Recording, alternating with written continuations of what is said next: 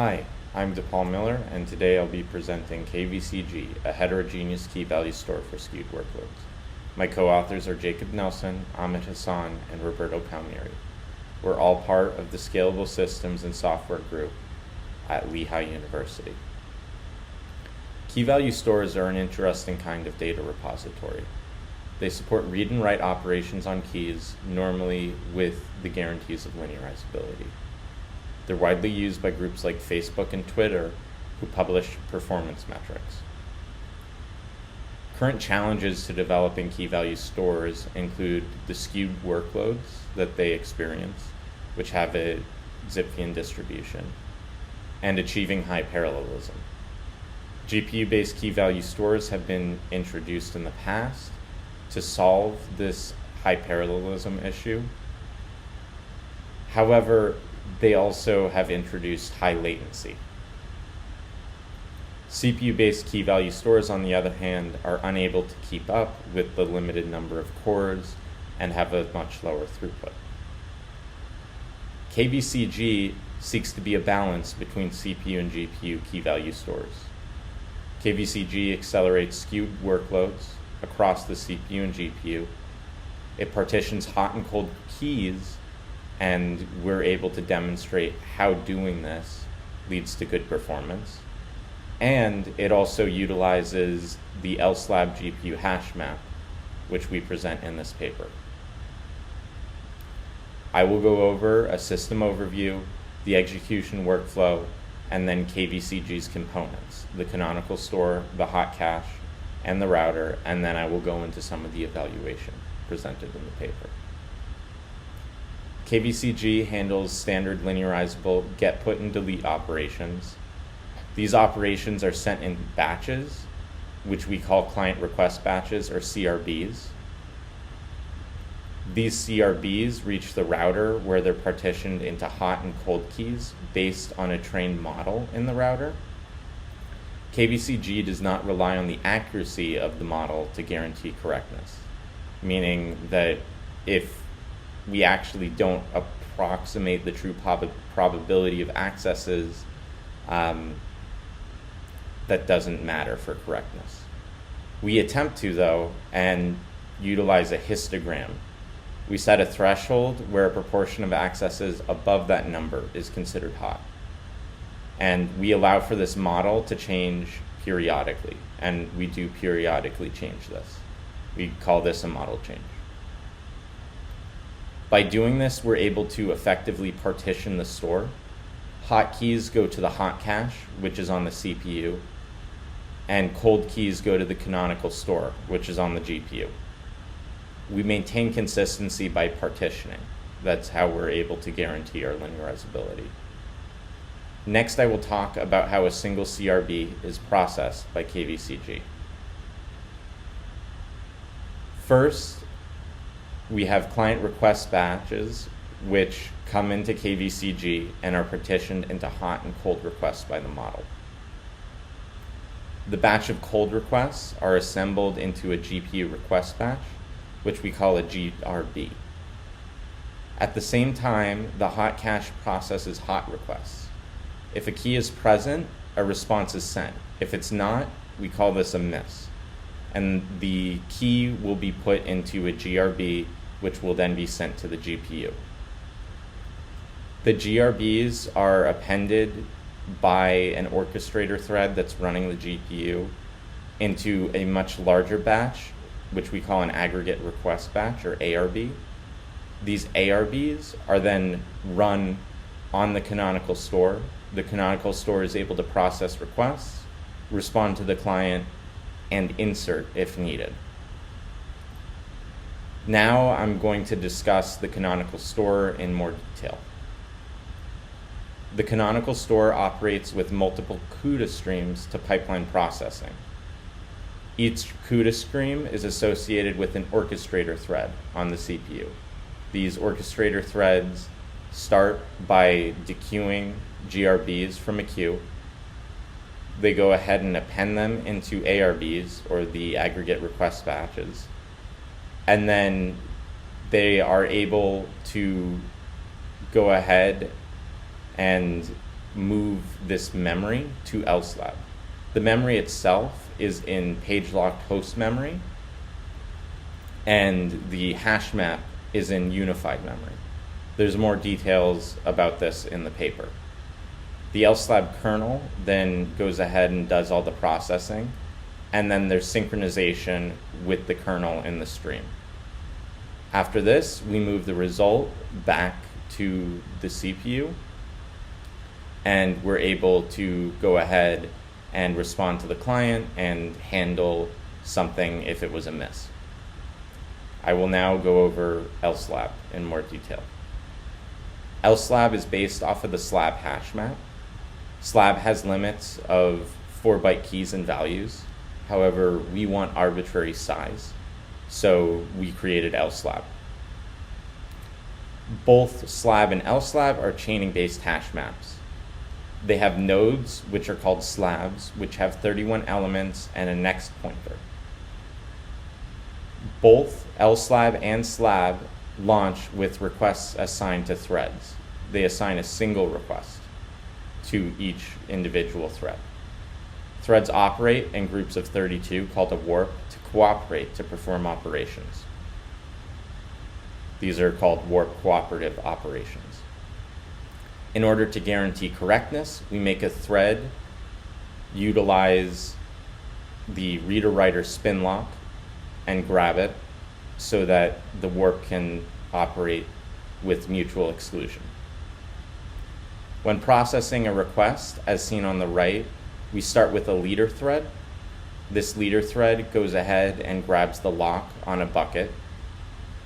In step 2, it then broadcasts its key to the warp. And then in step 3, the warp goes and searches for the key. In step 4, when a thread has found the key, it broadcasts it back to the leader. And in step 5, the leader is able to go ahead and operate on the key value pair. After this, the thread is no longer the leader, and a thread that needs to go ahead and do an operation is chosen as leader. Next, I'm going to go into the HotCache. The HotCache is a chaining hash map with nodes containing 8 key value pairs. It utilizes a reader's writer lock for correctness. It's challenging having a HotCache because the delete operations may go ahead and be seen as misses after reading. In order to prevent this, we utilize a tombstone. So when we delete, we mark it as deleted rather than physically removing it. In order to handle model changes, the HotCache logs its latest operation. We do this by having a direct mapping between the HotCache and a concurrent vector log. This is intended to be able to be turned into a GRB. I'll now go into how the HotCache handles model changes. When changing the model, new operations are queued, the log is swapped out, and then the old log becomes a GRB and is run on the Canonical store.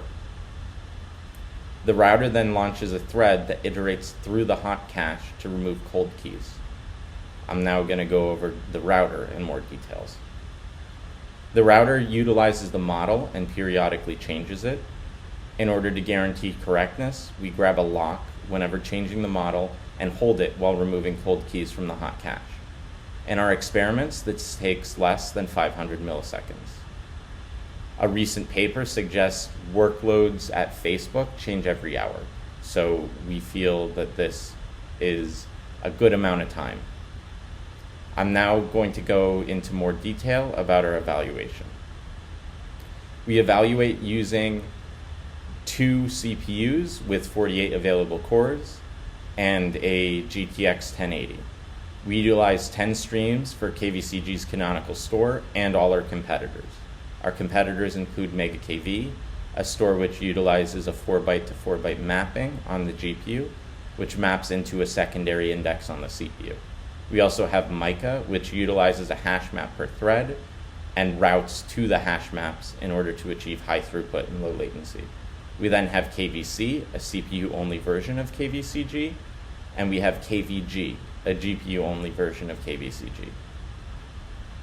We're only going to go over some of our evaluation. If you are interested in more, please read the paper. First, we evaluate KVCG by its own. We evaluate with 95% reads and 5% writes. We utilize a histogram model trained on the proportion of accesses. In plot A, we vary theta in the Zipf-Keying distribution. KVCG is able to adapt to requests by offloading to the HotCache in A. We see that at 0.8, the throughput dips because many requests are getting offloaded to the HotCache, and the HotCache can't keep up with the throughput of the GPU.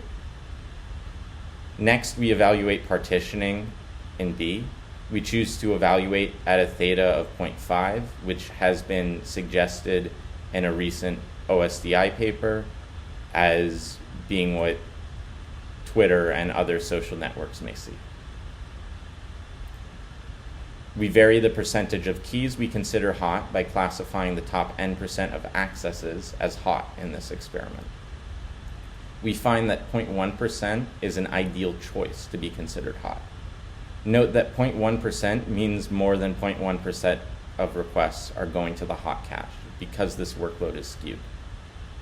In C, we evaluate varying value size, and we see little change in performance across various value sizes.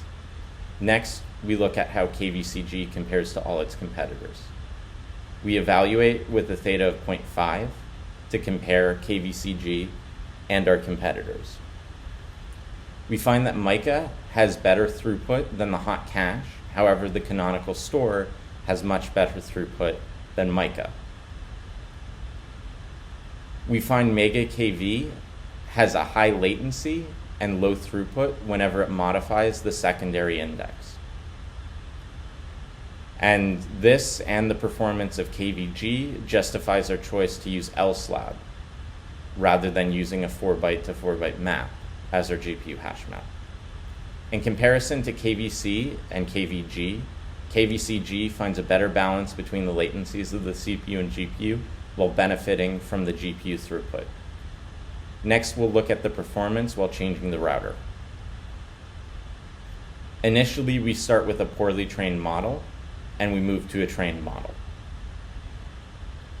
Initially, the highest ranked keys, the most access keys, are running on the Canonical store.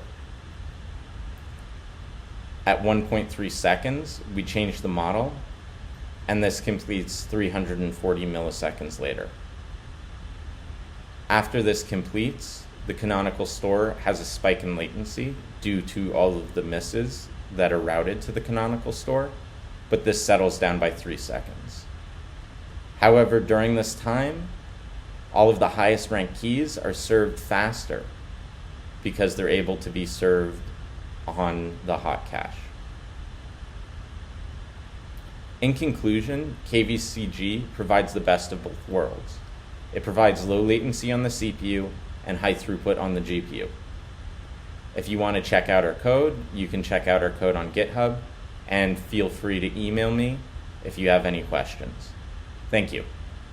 Thank you very much for the talk. So dePaul is here with us to answer the questions. So please add all your questions either on Zoom or on the Slack channel, and I can make you a panelist so you can ask the question yourself. So I think somebody is typing a question already. Meanwhile, I can start with a simple question. So I went through the paper, bits of paper, and one thing I noticed is that the current evaluation does not evaluate against production systems like, say, Redis or Wired Tiger, these kinds of databases which work on Keyvalue interface as well. So would you have any update on this or any plans of doing such evaluation in future? We ended up evaluating against Mica and Mega KV because they tend to have better performance than things like Memcached. But I mean, it definitely is possible to evaluate against that, but we just didn't do that for the paper. But thank you for the question. Okay. There is one more question from Daniel Letai, and I'm going to allow Daniel to talk. Daniel, can you ask your question?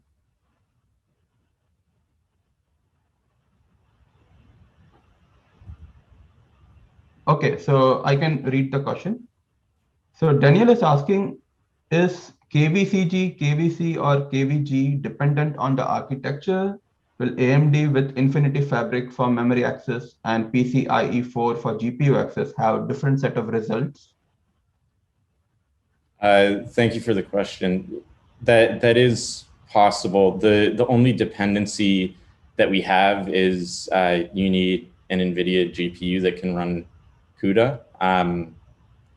We evaluated with PCIe 3, but there is a large latency overhead with transferring memory over PCIe that using PCIe 4 could potentially speed things up. But I expect the results to be somewhat relative if you change PCIe 3 to 4 or some other part of the system. Everything should be positively affected by that.